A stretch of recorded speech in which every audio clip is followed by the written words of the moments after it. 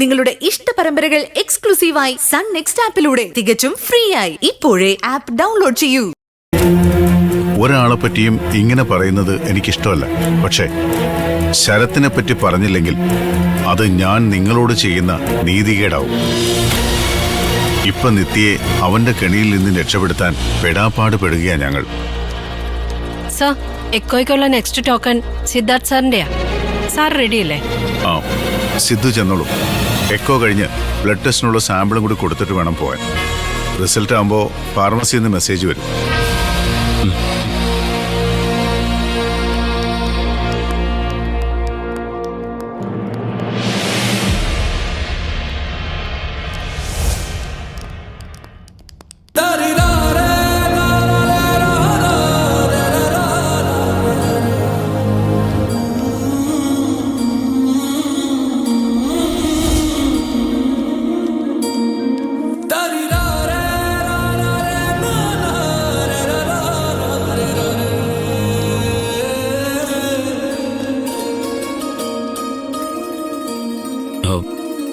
തീരുമാനത്തിൽ എന്തെങ്കിലും ഒരു പുരോഗതി?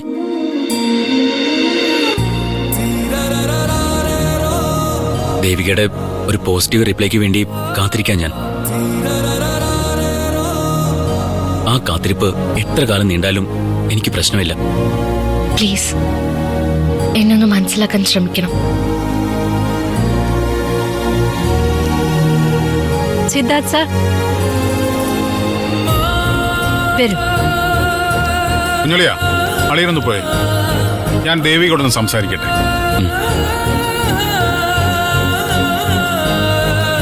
എന്താ?